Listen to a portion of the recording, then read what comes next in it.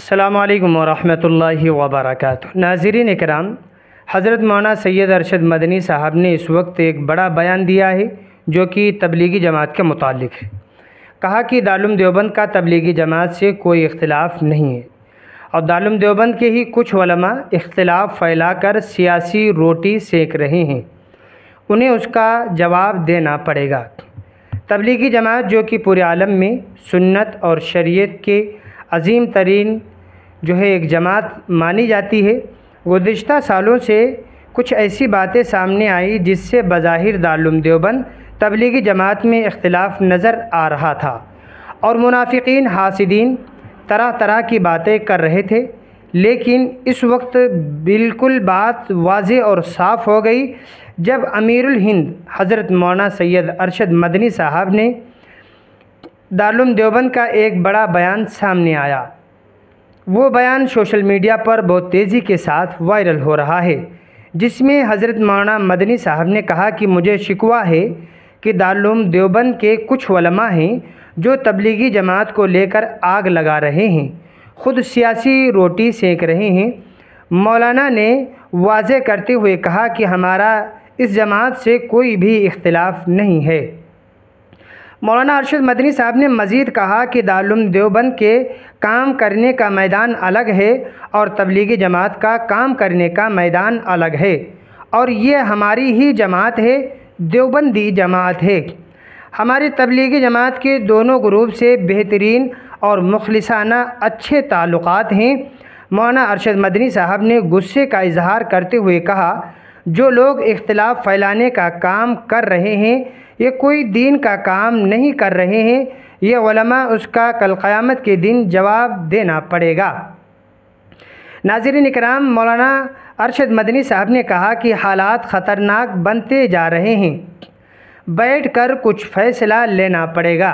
تبلیغی جماعت کا مقصد اپنے اندر اخلاق حسنہ اور دینداری کو پیدا کرنے کے ساتھ ساتھ دوسروں کو بھی دین کی تلقین کرنا ہوتا ہے، اور ایک مسلمان کی نجات کے لیے صرف اپنے عمل پر اکتفا کرنا کافی نہیں بلکہ دوسروں کی فکر بھی ضروری ہوتی ہے۔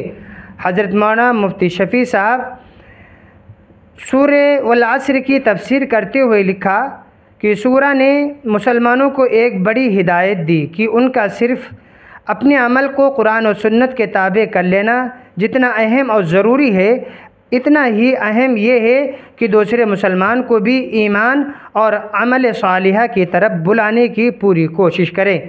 صرف اپنے عمل کے لیے نجات کافی نہیں، البتہ دوسرے کو حق بات کے لیے دعوت دیتے رہنا چاہیے۔ ناظرین اکرام، آپ لوگوں کو معلوم ہوگا یہ بیان تو وہ تھا جو حضرت مولانا سید ارشد مدنی صاحب کا تھا، وہ میں نے وضاحت کے ساتھ میں آپ حضرات کی خدمت میں پیش کر دیا۔ اب جو ہم بات کرنے والے ہیں کہ دعوت و تبلیغ کے کچھ حضرات کی مخالفت کرتے ہیں، حالانکہ اس کام کی بڑے بڑے علماء تائید کرتے ہیں۔ تبلیغی جماعت بہت اچھی جماعت ہے۔ یہ لوگ جس طریقے سے خود سنت کے مطابق زندگی گزارتے ہیں، ایسے ہی دوسرے لوگوں کو بھی سنت کے مطابق زندگی گزارنے کی دعوت دیتے ہیں، اور اپنا سفر دیہاتوں میں، شہروں میں، گاؤں کی طرف کرتے ہیں۔ ایسے گاؤں کی طرف جاتے ہیں جہاں پر انہیں نہ تو صحیح سے کھانے کی کوئی چیز ملتی ہے اور نہ کوئی آرام اور سہولت ہوتی ہے۔ بعض جگہوں پر مسجدوں میں جا نمازیں ہیں، بعض جگہوں پر وہ بھی نہیں صحیح سے رہتی ہیں، لیکن وہاں پر بھی رک کر کے اس دین کے کام کو اپنا کام سمجھ کر کے کرتے ہیں۔ تو جو حضرات بہرحال اس کام کو کرتے ہیں ان کی تائید کرنا چاہیے، ان کی تعریف کرنا چاہیے، ان کے حوصلے بڑھانا چاہیے، ان کے لیے دعائیں کرنا چاہیے۔ اور آج ہمارے ہی مسلمان بھائی جو اس دعوت و تبلیغ میں لگتے ہیں ان کی مخالفت شروع کر دیتے ہیں، یہ کام ایسا نہیں کرنا چاہیے، ویسا کرنا، ایسا نہیں کرنا۔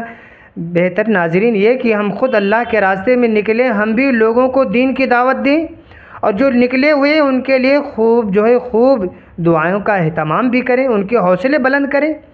یہ دعوت و تبلیغ کے کام کرنے والے کوئی پیسے، کوئی چارج نہیں لیتے ہیں، بلکہ فی سبیل اللہ اپنا پیسے، اپنا وقت، اپنا مال لے کر کے نکلتے ہیں، خود دین کو سیکھتے ہیں، لوگوں کو دین کی بات سکھانے کی کوششیں کرتے ہیں، مسجدوں کو آباد کرتے ہیں، اور جو دین سے دور ہیں لوگ ان کو مسجدوں تک لا کر کے بات کرتے ہیں، ان کو اللہ کے راستے میں نکال کر کے انہیں ایک صحیح راستہ بتلانے کی فکر و کوشش کرتے ہیں۔ تو ایسے لوگ جو دین میں لگے ہوئے ہیں، ہمیں چاہیے کہ ہم ان کی خوب تعریف کریں اور ہم ان کے ساتھ مدد کا معاملہ کریں، ان کے لیے خوب دعاؤں کا اہتمام کریں۔ اللہ ہمیں دین کی صحیح سمجھ عطا فرمائے۔ السلام علیکم ورحمۃ اللہ وبرکاتہ۔